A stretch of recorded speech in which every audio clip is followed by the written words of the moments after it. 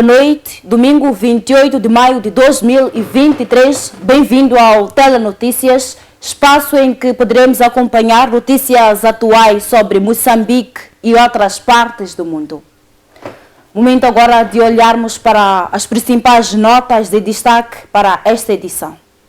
Ministra de Justiça, Assuntos Constitucionais e Religiosos diz que a exposição nas redes sociais pode ser um dos fatores que contribui para o aumento do número de raptos no país. Cidade de Maputo conta atualmente com 8 casos cumulativos da cólera. Kiev sofre o maior ataque noturno de drones desde o início da invasão russo-ucraniana. Uma vez mais, seja bem-vindo. A exposição nas redes sociais pode estar a concorrer para a execução de raptos e sequestros em Moçambique, considera a ministra da Justiça, Assuntos Constitucionais e Religiosos, Helena Kida, e desaconselha o exibicionismo. De alguma exposição excessiva que os nossos jovens fazem nas redes sociais e que muitas vezes, sem se aperceberem, colocam-se numa situação de vítimas, portanto de futuras vítimas de atos criminosos até. Então era mesmo nesse sentido de pedir, fazer um apelo aos jovens para que tenham cuidado com as coisas, não só que divulgam sobre si mesmas, mas também daquilo que divulgam sobre o país. A ministra da Justiça, Assuntos Constitucionais e Religiosos, Helena Kida, falava durante uma palestra que teve lugar no distrito de Omwini, província de Inhambane. E o tema debatido neste encontro foi o papel da mulher jovem moçambicana na promoção do desenvolvimento do país. Mas o que nós percebemos é que muitas vezes há uso abusivo, uso irresponsável dessas redes sociais e que de alguma forma até se tornam antipatrióticas, porque vezes sem conta nós vemos nas redes sociais jovens a reportar assuntos que sequer aconteceram no nosso país, assuntos negativos, e a assumir esses assuntos como sendo nossos, espalhando naturalmente o pânico, espalhando alguma instabilidade não só a nível nacional mas internacional. O evento foi realizado pela Organização da Juventude Moçambicana, que procura inserir a mulher empoderada nos processos de desenvolvimento socioeconômico do país. Nós queremos, como JM, é discutir com esta mulher o que significa o ser empoderada, o que fazer. Será que basta apenas postar uma foto nas redes sociais que me considere de empoderada? E acreditamos nós que não, precisamos de ser empoderadas no contexto de ser, no contexto de estar, e estarmos munidos de ferramentas que nos possam possibilitar construir uma nação como jovem. Podem não ter emprego, mas consideram-se empoderadas. Não digo que não seja possível, porque há iniciativas de autoemprego, mas muitas vezes é este empoderamento que é dotar-se de ferramentas que permitam avançar, que permitam alcançar a autossustentabilidade, mas também que os permita conquistar lugares. É onde eu dizia, cada uma destas mulheres jovens que estão aqui tem que conquistar o seu lugar ao sol. Portanto, não é uma dádiva, não é oferecido, porque assim não tem valor. Este evento é o primeiro a ser realizado na província de Inhambane, mas os responsáveis garantem que o mesmo terá a sua réplica em todos os distritos daquela província. Faltando apenas uma semana para o término do recenseamento eleitoral, o governador de Inhambane, Daniel Chapo, dirigiu-se ao bairro Nhambirro, ou melhor, Nhambirro, assim que é na Machixe, por forma a persuadir os moradores a aderirem ao processo. No dia 11 de outubro, temos que ir votar. E para ir votar, é preciso ter cartão. Aquele antigo cartão que nós votamos com ele nas últimas eleições já não vai servir. Este cartão novo que nós apresentamos aqui, que parece bilhete de identidade, parece DI, é este cartão que vai ser usado. Por isso faltam poucos dias para terminar o recenseamento eleitoral. Vai terminar no dia 13 de junho. São poucos dias que faltam. Por isso, aqueles que ainda não recensearam devem ir recensear. E nós que já recenseamos, temos que mobilizar os outros que ainda não recensearam para ir recensear. Começando na nossa casa. A ideia foi auscultar os desafios que existem para cumprirmos com as metas do recenseamento eleitoral.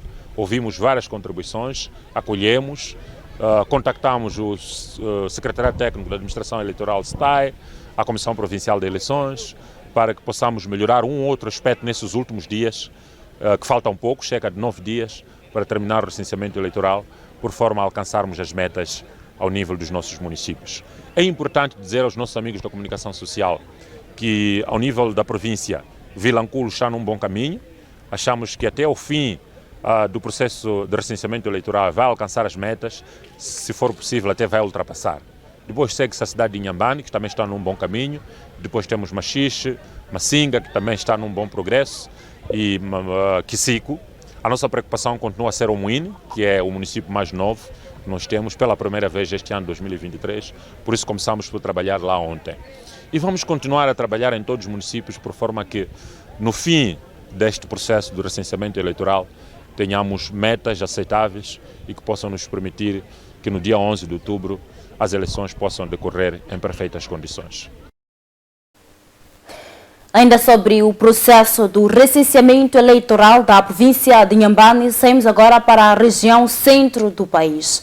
Lutero Simango exige explicações do STAI por não permitir uso de cédulas e testemunhas no processo do recenseamento eleitoral. O presidente do Partido Movimento Democrático de Moçambique, Lutero Chimirombiro Simango, que encontra de trabalho na província de Sofala, no âmbito da fortificação das bases para vencer as próximas eleições, escalou a escola primária completa de Mataquan e a escola industrial para se inteirar do funcionamento do recenseamento eleitoral.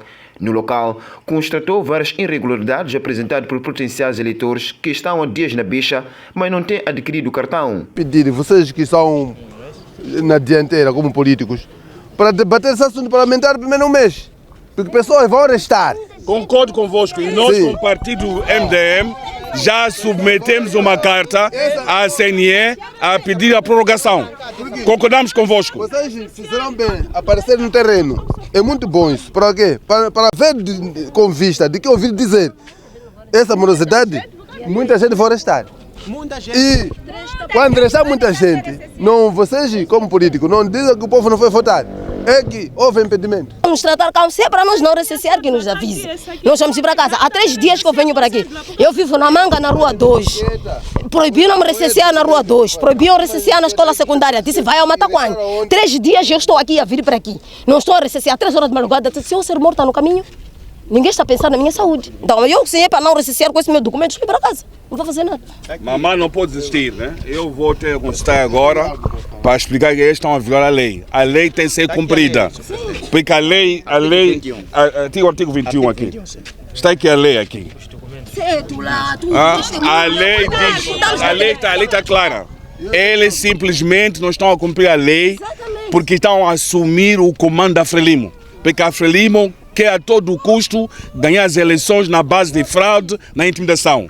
É por isso que é pedir-vos para não desistirem, virem aqui para licenciar, tá bem? Não desistam. Eles fazem isso para que a gente desanime. Não fiquem desanimados, venham aqui, tá bem?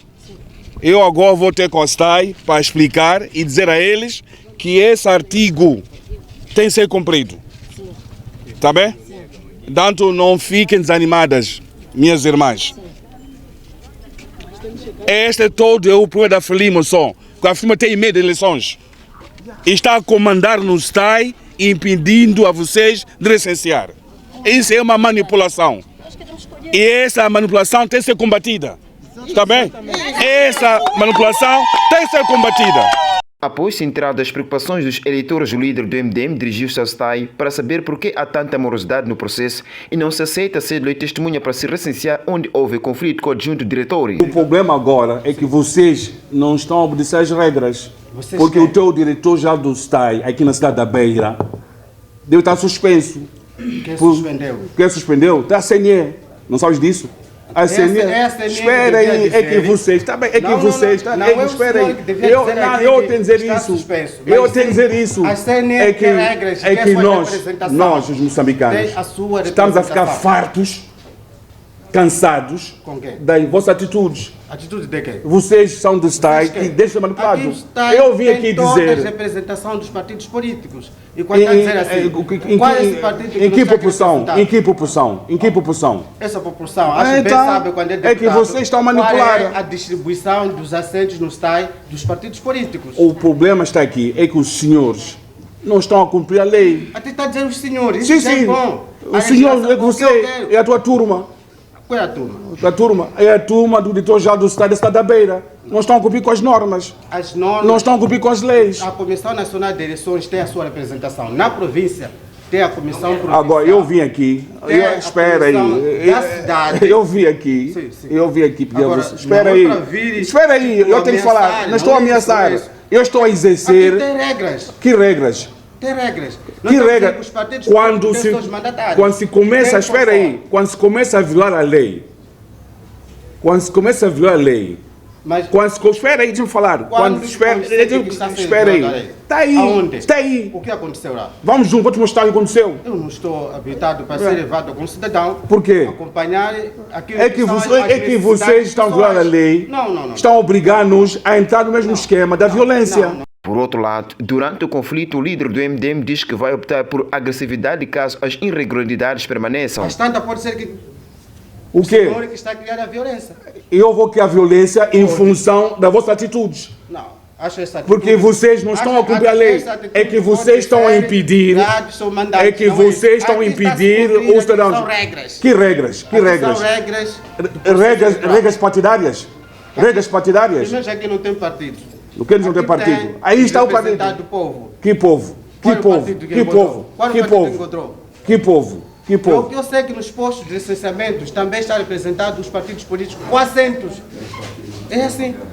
É que os senhores não estão a cumprir a lei. Eu vim aqui cumprir a lei. Eu primeiro disse que para questões de prestação de contas, aquele que agora você está ausente. Quando eu cheguei, espera aí, quando eu cheguei aqui, não é isso. Quando eu cheguei aqui, você disse que não podia responder. Sim. E agora está a responder em nome de quem agora? Porque está a me insistir. Então eu estou a insistir. Esses são abusadores. Vocês são abusadores. Se somos, muito obrigado. Ele está a gravar, que grave muito bem. E não estamos preocupados. Grave muito bem. É que aqui tem regras de funcionamento. Que regras? É que vocês não estão a cumprir a lei. Não pode ser assim. A lei para ser cumprida. Através do seu mandatário, escreve e remete. Já escreveu o mandatário várias vezes. Já escreveu várias vezes. Tem os procedimentos. Já escreveu. Que procedimento? Que procedimentos? Se vocês não estão a seguir procedimentos. Dá o seguimento. Que seguimento? A quem? A quem? A quem? Aquela minha mãe que todas as manhãs acorda assim, comparecenciar 3, 4 dias e não consegue licenciar. Que possibilidade que vocês querem mais, vocês? No primeiro dia estava presente para ver que estava. Não é assim. Eu acredito nelas. Eu acredito nelas. É que os senhores não podem. É que vocês não podem. Espera aí. É que vocês não podem maltratar o nosso povo. É uma acusação. Estou a acusar esse senhor com evidências. Eu não estou a inventar. Vamos lá ver naquela escola aí. Qual é a evidência? Está na escola aí. Tem na escola aí. Eu acuso com evidências. Não vamos deixar. Vocês não façam dos moçambicanos tolos. Não façam os moçambicanos tolos. Olha, quando conhecemos as regras. O senhor é o chefe agora. Desculpa. Que desculpa? Ele me atendeu, ele disse que é adjunto. Tá bom, estou a ver, os ânimos estão muito... Não é ânimos, é que ele é abusador. Tá bom. É abusador. Essa acusação também... Eu acuso o senhor é abusador. Falta de respeito. E o senhor também é mal criado. Não, talvez... Eu tenho que dizer isso. Eu tenho que dizer isso. Eu estou em condições de bom calar também? Eu estou em condições. Desculpa. Faz calar um pouco. Ok. Desculpa. Importa referir que o líder do MDM garantiu que vai fiscalizar o processo de recenseamento eleitoral em todas as escolas da cidade da Beira. As imagens são de Lino Pedro, Mendes Mundai, FTV, província de Sofala. Seguimos agora para outras notícias. A vereadora de Saúde e Salubridade a nível da cidade de Maputo, Alice de Abreu, diz que a cidade de Maputo conta atualmente com 8 casos cumulativos da cólera.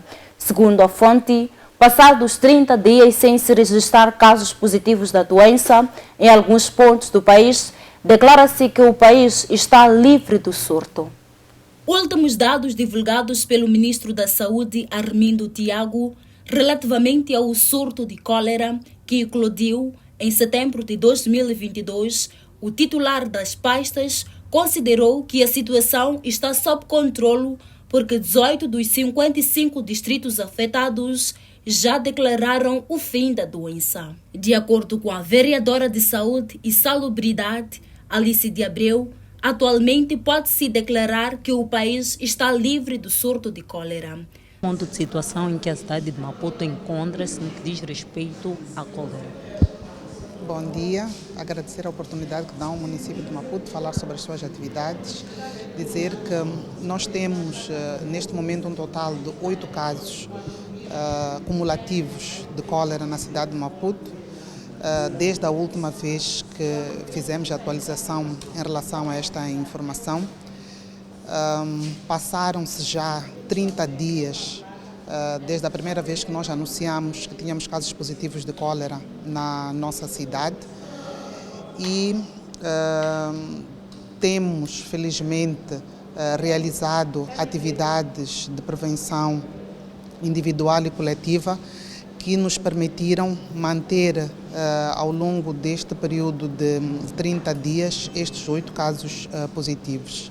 E segundo aquilo que é a orientação ou recomendação da Organização Mundial da Saúde, passados 30 dias sem registrarmos casos positivos de cólera em determinado ponto geográfico, nós declaramos que estamos livres do surto de cólera que foi anteriormente notificado. De Abreu fala igualmente de algumas atividades de prevenção que devem ser feitas nas comunidades, bem como de forma particular.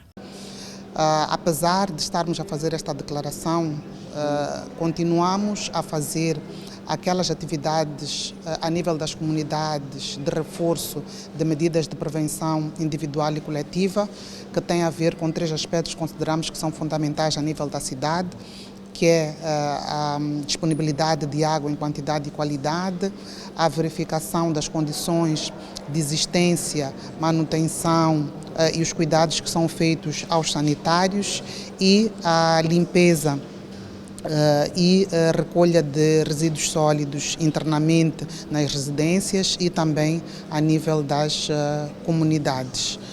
Em relação às medidas de prevenção individual, achamos que era importante reiterarmos que a lavagem das mãos é a prática importante que deve ser mantida por todos os munícipes para continuarmos a evitar a ocorrência de doenças que podem ser transmitidas através das mãos de uma pessoa para a outra. Esta lavagem das mãos pode ser feita com água e sabão, com cinza, ou podemos fazer a desinfecção com álcool ou javel. Temos que garantir o tratamento da água para consumo, que pode ser feita com certeza javel ou utilizando a fervura. Os alimentos que são consumidos e que não necessitam da fervura, eles devem ser previamente lavados. E sempre que nós utilizarmos os sanitários, devemos, ou fizermos a manipulação de crianças, deveremos também garantir a lavagem das mãos. De referir que até o momento não há caso de pessoas internadas ou com cólera na cidade de Maputo. O presidente do Conselho Municipal de Maputo, Enéas Gomes, procedeu ao lançamento do 4º Fórum do Observatório Internacional da Democracia em África. Segundo o edil, o fórum vai discutir a governação local. O Observatório Nacional da Democracia Participativa é um espaço aberto ao serviço de governos nacionais, autoridades locais, organizações da sociedade civil, universidades e outros centros de investigação que pretendam aprofundar conhecimentos e práticas no campo da democracia participativa, governação e desenvolvimento local. De acordo com o edil da cidade de Maputo, Enéas Gomes, Maputo será anfitriã no presente ano do 4º Fórum Internacional de Democracia de África. Refiro-me a presidência da União das Cidades Capitais de Língua Portuguesa, a União das Cidades e Governos Locais de África, de que fui vice-presidente para a África Austral e eleito membro honorário em maio de 2022, durante a 9ª Conferência em Kisumu, no Quênia, entre outros aspectos a considerar. Minhas senhoras e meus senhores, o 4º Fórum Internacional para a Democracia Participativa em África vai ter lugar no município de Maputo nos dias 12, 13, 14 e 15 de julho próximo, ou seja, este ano. Segundo o Comis, no fórum serão discutidas questões como mudanças climáticas, democracia participativa e desenvolvimento urbano. Serão discutidos em painéis específicos os seguintes temas: 1. Governação local versus gestão dos desastres naturais em África. 2. Democracia participativa, mudanças climáticas e desenvolvimento urbano. 3. Inclusão social, género, juventude e democracia participativa. 4. A recuperação económica pós-Covid-19. 5. Conflitos geopolíticos, cooperação e democracia participativa. 6. Tecnologia e democracia participativa. E 8. Objetivos de desenvolvimento sustentável. Por sua vez, Mamadou Bashir, secretário-geral do Observatório Internacional de Democracia da África, diz que houve um atraso no desenvolvimento, porém, ainda há mecanismos que podem ser utilizados por forma a reverter a situação. Nesse contexto, era uma conflito geopolítico que touche le monde de manière générale. C'est vrai qu'on parle souvent de l'Ukraine, mais on oublie qu'en Afrique aussi il y a des conflits qu'il y a. Temos um contexto também de conflitos geopolíticos e muitas vezes esquecemos que em África também existem esses conflitos. Et l'ensemble de ces crises ont une répercussion sur la marche des villes et avec les Nations Unies, nous avons fait le constat que ça a retardé de 5 ans l'avancée des objectifs de développement durable. E estes contextos todos, eles impedem o desenvolvimento das cidades. E com as Nações Unidas fizemos uma constatação que tivemos um atraso de 5 anos no desenvolvimento por causa destes contextos. Os comentadores do programa Debate Internacional, Alves Mulungu e Jaime Saia, acreditam que o posicionamento da NATO em relação ao conflito russo-ucraniano é uma estratégia para intimidar a Rússia. O secretário-geral da NATO, Jens Stoltenberg, manifestou-se há meses e disse que estava confiante que a Ucrânia possa recuperar terreno aos russos na sequência da contraofensiva militar que Kiev diz estar a preparar, aparentemente com o apoio dos aliados ocidentais. De acordo com os comentadores do programa da FTV Debate Internacional, que foi ao ar este sábado, Alves Mulungu e Jaime Saia, o posicionamento da NATO é uma estratégia clara de intimidar a Rússia relativamente à conquista de territórios por parte da Ucrânia. Podíamos olhar isso na vertente variação de discurso por parte desta NATO. Ano passado, por volta de junho, a NATO, na pessoa do seu representante, o Stoltenberg, teria dito que a Kiev deveria ceder alguns territórios à Rússia no meio desta negociação. Então, com o evoluir do conflito, hoje temos essa informação por parte desta NATO, fazendo menção da ideia de que o governo de Kiev e suas tropas têm esta capacidade de recuperar os territórios que foram capturados ou ocupados pela Rússia. Mas, a partir do momento, esta é a vertente de variação em termos de discurso. Podemos olhar isto na vertente de informação, neste caso que é uma informação sensível. Informação sensível, estamos a tocar aqui serviços secretos.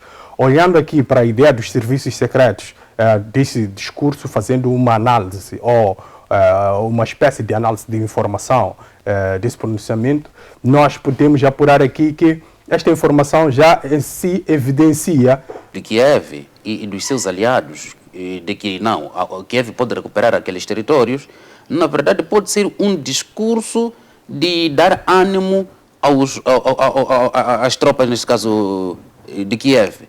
Porque a Rússia já conquistou alguns territórios, já. Bakhmut não é o primeiro território ucraniano que a Rússia ocupou, exato, mas as tropas não conseguiram ainda recuperar aqueles territórios ocupados pela Rússia. Vale dizer que em 2014, se não estiver equivocado, a Rússia anexou Crimeia. Porque, na verdade, se formos a olhar no contexto da geopolítica, quando se fala do sentido do espaço valioso, em que os Estados sempre estão numa vigilância permanente em busca e da proteção, neste caso, daqueles do sentido do espaço. Mas por que é que a Rússia fez isso? A Rússia fez isso porque, durante muito tempo, neste caso, os portos da Rússia estão congelados por causa de frio. Então, anexou Crimeia. Exato. Porque tem águas quentes. O conflito entre Rússia e Ucrânia é contínuo e prolongado, cuja invasão da Ucrânia pela Rússia tem mais de um ano, tendo causado vários impactos em várias áreas em muitos países do mundo. Seguimos com outras informações. Para já vamos olhar para a atualização da previsão meteorológica para as próximas 24 horas no país. Vamos começar pela região norte do país. Cidade de Pemba vai registrar uma máxima de 27, mínima de 22. Nampula 28 de máxima, 15 de mínima. E Lixinga vai registrar céu parcialmente nublado com uma máxima de 23, mínima de 12 graus Celsius.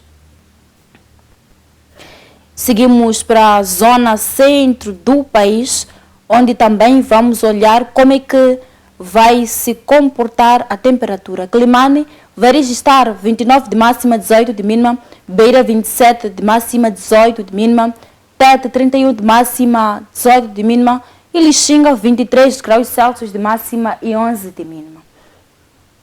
Para já vamos sair para a zona sul do país. Inhambane terá 26 de máxima, 18 de mínima. Xai-Xai 27 de máxima, 17 de mínima. E Maputo 28 graus Celsius de máxima e 17 de mínima. E as três cidades do sul do país poderão registrar céu parcialmente nublado.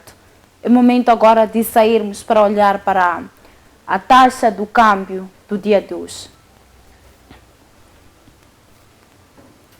Teremos aqui as principais moedas internacionais e o seu custo no que diz respeito a compra e venda. O dólar custa 63 meticais, 25 centavos a compra e 64 meticais e 52 centavos a venda. O rand custa 3 meticais, 24 centavos a compra e 3 meticais e 31 centavos a sua venda. O euro, por sua vez, custa 68 meticais e 7 centavos a compra e 69 meticais e 43 centavos a venda. Por fim, a libra custa 77 meticais e 73 centavos a compra e 79 meticais e 28 centavos a sua venda. Para já, vamos conferir um curto intervalo. Voltamos dentro em breve com mais informações. Até já.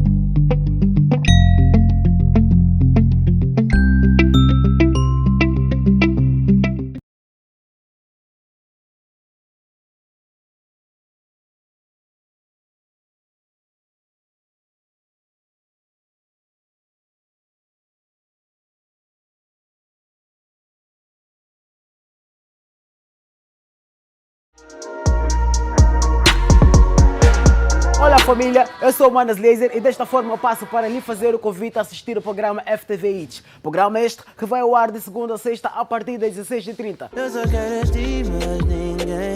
Essa distância entre nós não me faz bem, não me faz bem. Hey menina, valoriza tua melanina, pois ele aqui te deixa mais linda. Aqui você acompanha todas as novidades do mundo da música, atualizações das carreiras dos artistas. A música é baseada em fatos reais, como é que é? Nada, quem me dera conhecer alguém assim. Qual é o critério que o Rolê usa para poder fazer seleção das pessoas com qual trabalha? É um bocado complicado, bro. Misturas ao som de DJ Dilson.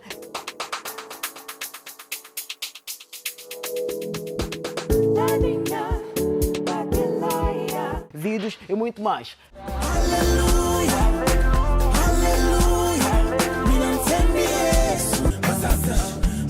Já se tiram da cara. Juntamos como meu, seja mais humilde.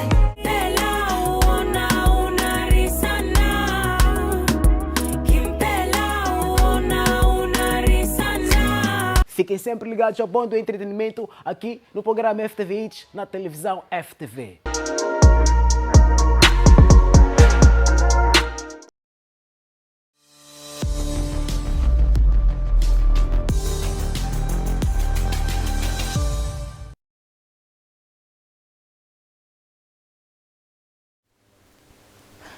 Uma vez mais, boa noite e bem-vindo à segunda parte do Telenotícias.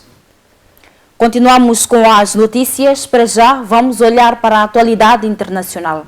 A Ucrânia anunciou hoje que combateu o ataque de drones mais significativo em Kiev desde o início da invasão russa, que provocou 2 mortos e 3 feridos.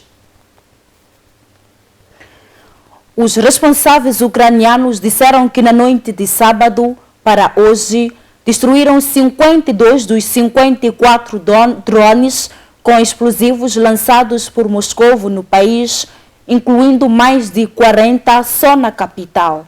No total, foi registrado um número recorde de drones explosivos lançados, que é 54, confirmou a Força Aérea Ucraniana na rede social Telegram, alegando ter destruído 52. Até agora, as autoridades registraram 2 mortos e 3 feridos em Kiev e, segundo a administração militar regional, o alerta aéreo durou mais de 5 horas.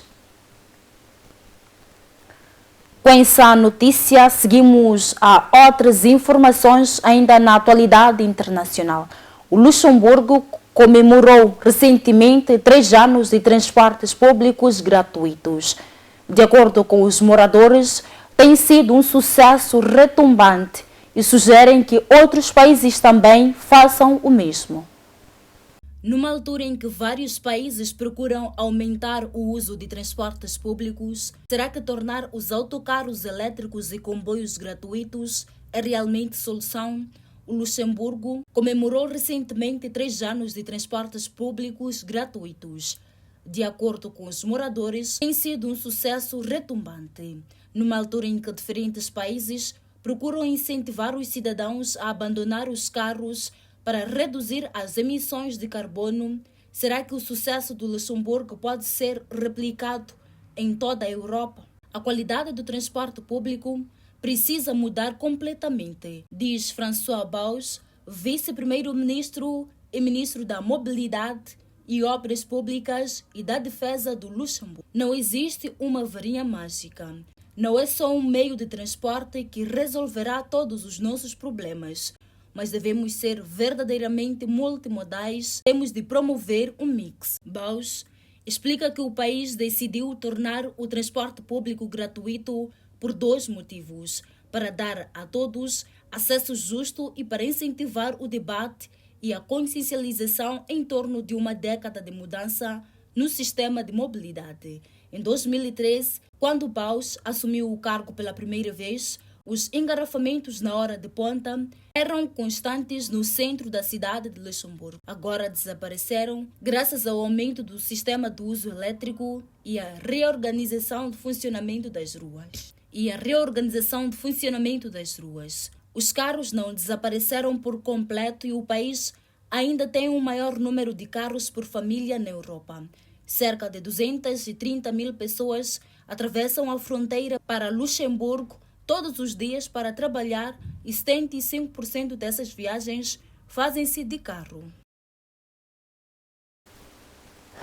Os sites do governo do Senegal estão online novamente neste sábado, depois que um ataque cibernético paralisou a rede na sexta-feira. O ataque foi reivindicado por um grupo com supostos links para o grupo de hackers anônimos.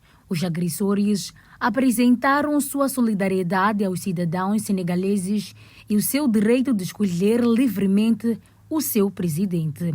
O ataque ocorreu em um contexto de crescente tensão em relação ao futuro do presidente Macky Sall, que ainda não revelou que está concorrendo a um terceiro mandato.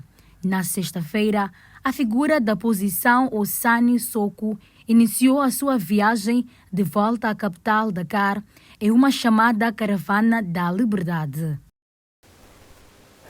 Milhares de pessoas estão indo para o Sudão do Sul em uma tentativa de escapar da violência entre os militares do Sudão e uma milícia rival que matou pelo menos 863 civis até agora. Na segunda-feira passada foi acordado um cessar-fogo de 7 dias. Muitos aproveitaram para ir até a fronteira com a nação mais jovem do mundo. Fugimos por causa da guerra e viemos para cá e houve violência novamente. Não entendemos o que está acontecendo. Estamos com fome e com sede e a chuva está chegando e não temos lençóis de plástico. Estamos cansados e não sabemos como nossos problemas serão resolvidos, disse Awel Ngok, uma sul-sudanesa que vivia na capital do Sudão, Khartoum, com sua família até o início da violência. As agências de ajuda estão lutando para lidar com o fluxo de pessoas. Mesmo antes desta crise, 70% da população do Sudão precisava de assistência humanitária. O diretor regional do Programa Mundial de Alimentos das Nações Unidas para a África, Michael Dunfort, acrescentou: "Minha maior preocupação são as implicações que esta crise no Sudão terá em toda a região, particularmente no Sudão do Sul. Mesmo antes desta crise, 70% da população precisava de assistência humanitária e, no momento, o PMA não consegue atender às suas necessidades.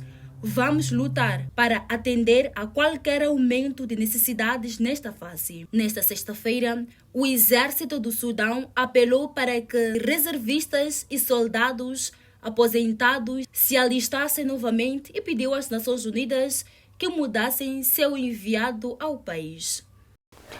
Ainda sobre a África, desemprego, falta de moradia, educação e melhores salários, essas eram as principais expectativas dos jovens nigerianos antes da posse na segunda-feira do novo presidente Bola Tinubu. Quero ver mudanças para a Nigéria, porque todas as estradas do nosso país estão danificadas, porque não há mudanças. Mas quando o presidente eleito Bola Tinubu assumir o cargo, esperamos que ele mude isso. Os preços dos produtos no mercado são muito altos. Esperamos que ele os derrube.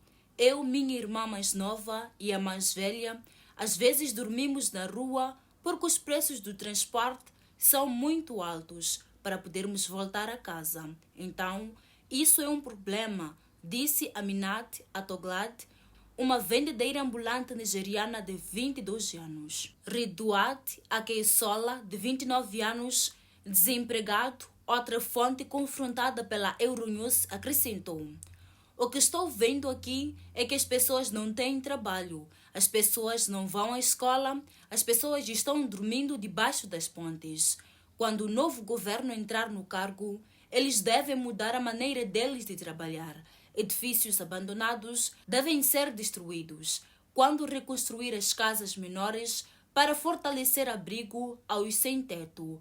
O barbeiro de 31 anos de idade, James Abidum, também acha que o novo governo deve se concentrar nos jovens. Bola Tinubu poderá substituir o presidente Buhari do mesmo partido, apesar da oposição alegar fraude eleitoral. Da atualidade internacional, é momento agora de sairmos para olhar as notícias culturais. Foi lançada nesta sexta-feira obra intitulada Política Redistributiva, Pró-Pobre e Transformativa, escrita por alguns autores nacionais e internacionais, cujo objetivo é contribuir face ao conflito de terras. Com o objetivo de contribuir para o atual processo de revisão da Lei de Terras, foi lançado recentemente um livro com o título Políticas Redistributivas, Pró-Pobre e Transformativas. Tem como objetivo contribuir para o atual processo de revisão da Lei de Terras de 97. Então, o livro faz uma análise aos principais constrangimentos do setor de terras em Moçambique e propõe diretrizes, sugestões para um quadro político-legal que seja inclusivo e sustentável. A obra faz uma análise dos principais constrangimentos no setor de terra em Moçambique. Nós segregamos os problemas ou os constrangimentos do setor de terra em 3 grandes grupos. Um deles um dos problemas principais neste setor é a não aplicação da lei, ou seja, o não cumprimento da lei. Isso acontece em várias situações, em várias regiões do país, então esse é um dos grupos dos problemas. O outro tem a ver com a fraca capacidade institucional de gerir toda esta demanda de terras que Moçambique tem e de gerir também os conflitos e resolução dos conflitos de terra. O outro grupo tem a ver com as lacunas ou ambiguidades que existem na lei. Então, estes são os 3 grandes grupos de constrangimentos que nós identificamos. Na mesma, foram também identificadas regiões com maior conflito de terra. Sim, nós fizemos uma profunda revisão de literatura e identificamos vários casos do país e distritos que consideramos ser hotspots, ou seja, são distritos em que existe um grande registro de conflitos de terra e distritos em que existe ou que predomina reassentamentos, ou seja, deslocação de populações e resultam em reassentamentos.